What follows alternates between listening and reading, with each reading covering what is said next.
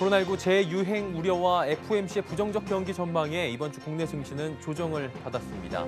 종목 장세가 펼쳐진 금주의 증시 흐름 살펴봅니다. 코로나19에 따른 불확실성은 여전한데 내수 위축세나 고용 감소 폭이 완만해지고 있다는 정부의 분석이 나왔습니다. 이주열 한국은행 총재는 오늘 한국은행 창립 70주년 기념사에서 완화적 통화 정책의 필요성을 강조했습니다. 분양권 전매가 상대적으로 수월한 탓에 비규제 지역 위주로 청약 경쟁률이 과열되고 있습니다. 센 경제라이브 시작합니다.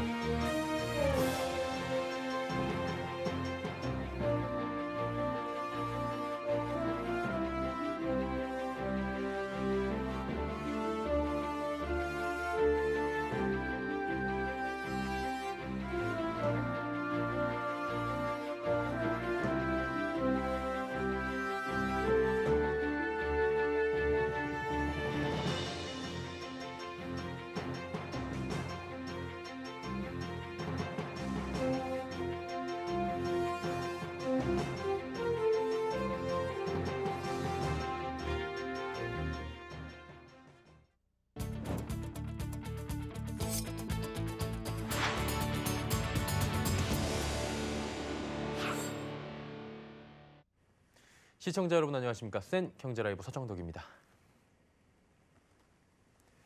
미국과 유럽 등 주요국 통화 정책 유지 등 경기 부양을 위한 의지는 여전했습니다. 하지만 미국 내 코로나19 재유행 우려와 FOMC의 부정적 경기 전망에 차익 실현 매물이 출회되며 국내 증시가 조정받은 가운데 종목 장세가 펼쳐졌습니다. 한 주간의 증시 흐름 앵커 리포트에서 정리해드립니다. 이번 주 코스피는 차익 실현 매물 압박에 2.27% 하락하며 2132.30에 마감했고 코스닥 역시 0.43% 소폭 조정받으며 746.06에 거래를 마감했습니다. 거래소는 개인이 2조 4,455억 원을 순매수했지만 기관과 외국인이 2조 202억 원, 4,424억 원을 매도하며 하락이 나왔고 코스닥은 기관이 3,387억 원을 매도했지만 개인과 외국인이 2,766억 원, 또 2,487억 원을 각각 매수하며 시장을 방어했습니다. 현지 시간으로 지난 10일 연방준비제도는 이틀간의 FOMC 정례회의를 마친 뒤 통화정책 성명을 통해 기준금리인 연방기금금리를 동결한다 밝혔습니다. 또한 17명의 연준위원 가운데 15명이 2022년까지 제로금리가 유지될 것을 전망했습니다. 제롬 파월 연준 의장은 이어진 기자회견에서 완전한 경기 회복은 사람들이 경제 활동에 대한 자신감을 가질 때까지 어려울 것이라며 경기 회복에 대한 불확실성을 언급하며 시장의 불안감을 키웠습니다. 미국 텍사스와 애리조나 등 미국 내 일부 주에서는 코로나19 확진자 증가세가 다시 가팔라졌습니다. 이에 일부 전문가들은 애리조나와 텍사스, 플로리다, 캘리포니아 등 4개 주에서 2차 유행 조짐이 보이고 있다고 우려했습니다.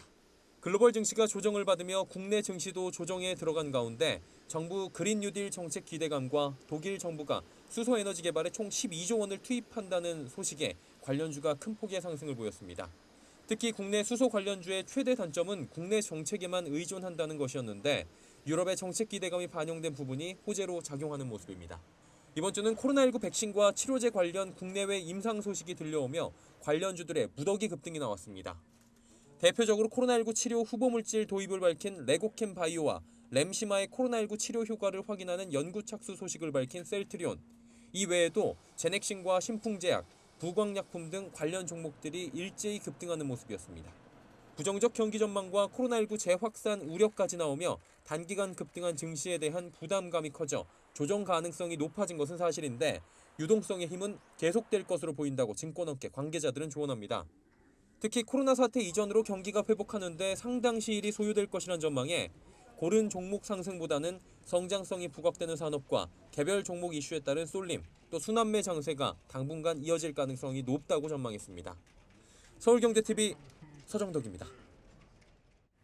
정부는 오늘 그린북 6월호를 발간하고 실물경제 하방 위험이 다소 완화되고 있다고 진단했습니다. 코로나19에 따른 불확실성은 여전한데 내수의 축세나 고용 감소 폭이 완만해지고 있다는 분석입니다.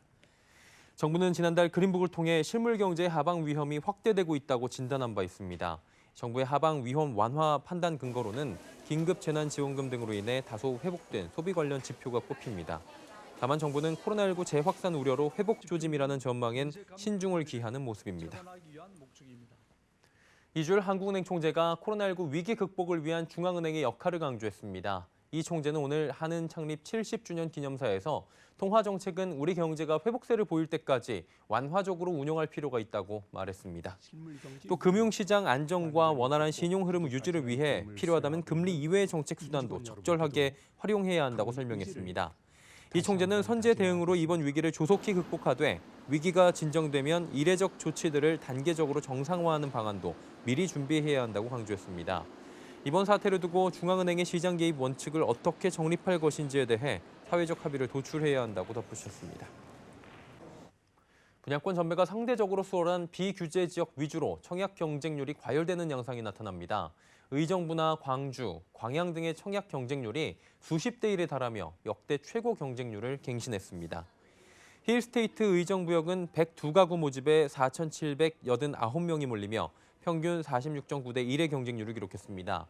광양 센트럴자이도 46.1대 1의 평균 경쟁률을 기록했고 더샵 광주 포레스트도 47.8대 1을 기록하며 1순위 청약 마감에 성공했습니다. 오는 8월부터 수도권과 지방광역시 대다수 지역에서는 분양권 전매가 금지됩니다. 이에 당첨자 발표일로부터 6개월 이후 분양권을 전매할 수 있는 단지들의 청약이 과열되고 있다는 분석이 나옵니다. 정부 각 부처가 내년도 예산으로 올해보다 6% 증가한 542조 9천억 원을 기획재정부에 요구했습니다. 한국판 뉴딜 추진에 따라 중소기업, 에너지 등 분야 요구액이 올해 대비 두 자릿수 증가율을 보였고 고용 안정망 강화를 위한 요구액도 두 자릿수 가까이 늘었습니다. 예산 요구 증가폭은 지난 2018년 6%를 시작으로 4년 연속 6%대를 기록합니다. 기재부는 각 부처 요구안을 토대로 내년 예산안을 확정해 9월 3일까지 국회에 제출할 계획입니다. 기업은행이 디스커버리 펀드 피해 투자자들에게 원금의 50%를 선지급하기로 했습니다. 그러나 피해자들은 윤종원 기업은행장을 파면하라며 전액 배상 때까지 투쟁하겠다는 입장입니다. 정순영 기자입니다. 기업은행은 어제 이사회를 열고 디스커버리 펀드 투자자들에게 원금의 50%를 선지급하기로 결정했습니다. 피해 대책위가 5차 집회를 열고 이사회 참관 투쟁까지 벌이던 와중에 결정된 사안입니다. 우선 선지급금을 받고 이후 금융감독원 분쟁조정위원회 등을 거쳐 최종 보상액이 나오면 차액을 정산하게 됩니다. 기업은행 측은 금감원 검사 등을 통해 사실관계를 명확히 하고 고객들의 피해가 최소화될 수 있도록 할 것이라며 향후 분주의 조사에도 적극 협조할 예정이라고 밝혔습니다. 세부적인 지급 방법, 시기, 절차는 투자자들에게 추후 개별 안내할 예정인 것으로 알려졌습니다. 다만 디스커버리 부동산 선순위 채권 펀드는 이번 선지급 대상에 포함되지 않았습니다. 피해자들은 기업은행의 선지급 결정에 반발하고 있습니다. 디스커버리 펀드를 불안전 판매가 아닌 사기 펀드로 규정하고 있는 만큼 전액 보상을 주장하고 있는 겁니다. 대책위는 자율배상을 거부하고 분조위로 책임을 떠넘기는 것은 국책은행의 올바른 자세가 아니라며 전액 배상을 받을 때까지 투쟁할 것이라고 밝혔습니다. 이와 함께 피해자를 우롱하는 윤종원 행장을 파면하고 근본적인 해법을 내놓으라는 게 대책위의 입장입니다. 이날 은행 측은 경찰에 가로막혀 이사회 진입에 실패한 피해자들이 제출한 요구사항들을 접수해 이사회에 제출했다고 밝혔습니다. 서울경제TV 정순영입니다. 셀트리온이 다국적 제약사 타케다 제약의 아시아 태평양 지역 18개 제품 사업권을 인수했습니다. 셀트리온의 첫 대형 인수 합병으로 규모는 3,300억 원에 달합니다.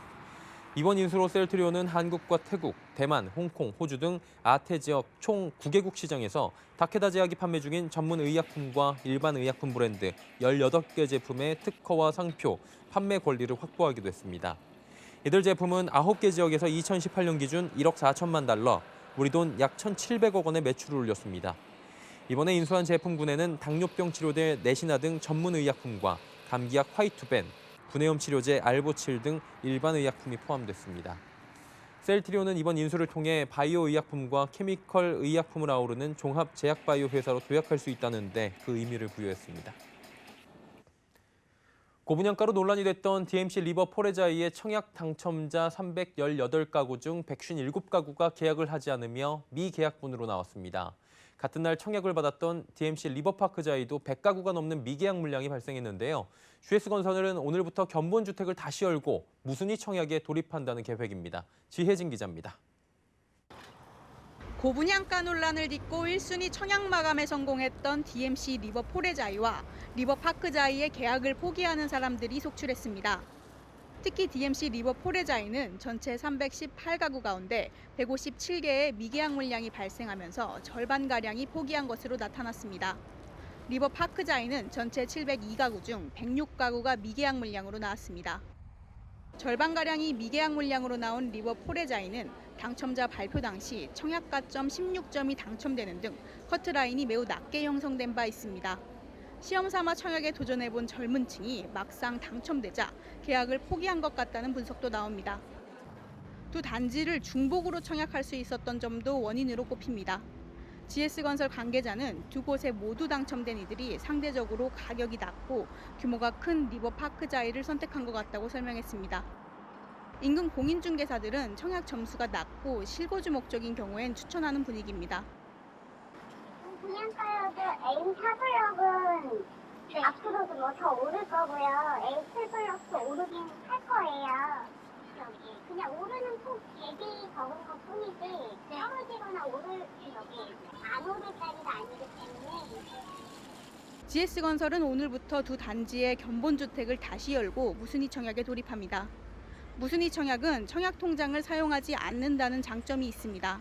다만 미계약부는 미분양 물량과 달리 주택으로 인정되므로 예비 청약자들은 유의해야 합니다. 서울경제TV 지혜진입니다. 코로나19 여파에 저축은행에서 빌린 돈이 4월 한 달간 1조 원이 늘었습니다. 한국은행에 따르면 지난 4월 말 기준 국내 저축은행의 여신 총 잔액은 68조 2,792억 원으로 나타났습니다. 3월 말과 비교하면 한 달 사이 국내 기업과 개인이 저축은행에서 빌린 돈이 약 1조 2천억 원 증가한 겁니다. 2015년 1월 이후 저축은행 총 여신의 전월 대비 증가액이 1조 원을 넘은 것은 2018년 1월과 올해 4월이 전부입니다. 저축은행 관계자는 2월과 3월에 중소기업 중심으로 많이 들어왔던 대출 문의가 4월에 대거 실행됐다며 개인 중금리 대출도 이 시기에 크게 늘었다고 설명했습니다. 한국토지주택공사가 국내 최초로 공공주택의 색채 유니버셜 디자인을 도입했습니다. 고령자나 색약자 등을 배려해 아파트 단지 내 동별로 외벽 색상을 다르게 하거나 지하 주차장과 화장실 등 시설에도 다채로운 색채 디자인을 적용하는 겁니다. 설석용 기자가 그 현장을 다녀왔습니다. 수원 권선구 금곡동의 한 공공주택. 이 단지는 최근 아파트 외벽을 비롯해 주차장과 건물 내 편의시설 등의 도장 보수 작업을 마쳤습니다. 각 동별로 외벽 색상이 다르고 지하 주차장 출입구와 기둥에는 안내 표시글이 잘 보일 수 있도록 색감과 글씨를 배열해놨습니다. 단지 내 건물 내부 화장실이나 편의시설 등도 색채감이 돋보이도록 디자인했습니다. LH가 고령자나 색약자를 배려해 국내 최초로 공공주택의 색채 유니버셜 디자인을 시범 적용한 겁니다. 입주민들은 깔끔해진 외관과 색상별로 구분되어 있는 시설에 만족감을 느끼고 있습니다. 수원시에서 처음입니다. 이렇게 아파트를 빛내게 해주시고 또 주민들도 다 좋아하시고 또 주차장이나 그저 아파트들이 색색이 그냥 색칠을 잘 해줘가지고 그저 우리 주민들이 다 즐거워하고 있습니다. LH는 공공시설물을 중심으로 편리한 주거 환경을 제공하기 위해 이번 사업을 추진하게 됐다고 설명했습니다. 수원오미실 4단지에 국내 최초로 컬러 유니버셜 디자인을 적용했습니다. 앞으로도 신규 단지와 기존 단지에 적용 확대할 예정입니다. LH는 이번 시범 사업을 시작으로 색채 디자인 가이드라인을 만들어 단계적으로 확대 적용한다는 방침입니다. 서울경제TV 설석용입니다. 사람들의 건강에 대한 관심이 증가하며 피트니스 관련 스타트업이 늘어나고 있는데요. 굶지 않고 또 무리한 운동을 하지 않는 건강한 다이어트로 관심을 끌고 있는 피트니스 스타트업 다노의 정범유 대표를 서청석 기자가 만나봤습니다. 2020년 14조 원에 이를 것으로 전망되는 국내 디지털 헬스케어 시장에서 여성 피트니스 다이어트 토탈케어 스타트업 다노가 두각을 보이고 있습니다. 다노는 온라인 비대면 전문 코칭 서비스와 식품 사업을 하고 있는데 다노의 모바일 애플리케이션 마이다노로 제공되는 온라인 PT 제공 서비스는 업계 1위를 기록할 정도로 높은 인기를 자랑하고 있습니다. 저희 단호는 타 업체와 달리 다이어트를 단기적으로 접근하지 않고 요요가 오지 않도록 생활 습관을 교정하는 데 집중하고 있습니다. 이를 통해 다이어트뿐만 아니라 지속적으로 건강한 삶을 유지할 수 있도록 하고 있습니다. 개별 맞춤형 운동과 식단, 생각까지 고치는 이른바 습관 성형으로 고객들의 건강한 다이어트를 돕는다는 겁니다. 온라인 코칭 서비스와 더불어 새롭게 출시한 단호 한 끼 도시락 역시 많은 사랑을 받고 있는데 단호샵에서 판매되는 식음료에 대한 정범윤 대표의 자신감은 남달랐습니다. 단호샵의 제품은 단순히 살을 빼기 위한 다이어트 식품이 아닙니다. 저염, 저당, 저자극 재료들을 활용해서 일상생활에서 건강하게 먹을 수 있는 식품들을 만들어가고 있습니다. 단호는 2017년 매출 100억 원을 돌파했습니다.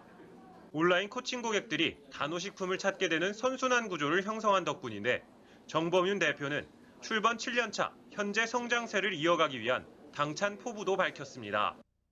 조금 더 저희들이 협업을 잘하는 쪽, 그래서 그런 쪽으로 내실을 다지려고 하고요. 기존 사업을 조금 더 잘 관리를 해나가는 과정에서 연매출 300억을 목표로 하고 있습니다. 단호의 높은 성장 잠재력에 지난 2월 기준 누적 투자 유치금은 65억 원에 이르고 있습니다. 국내 유일 토탈 다이어트 솔루션 기반을 갖춘 단호가 국내 다이어트 시장을 선도할 유니콘 기업으로 성장할 수 있을지 주목됩니다. 서울경제TV 서청석입니다.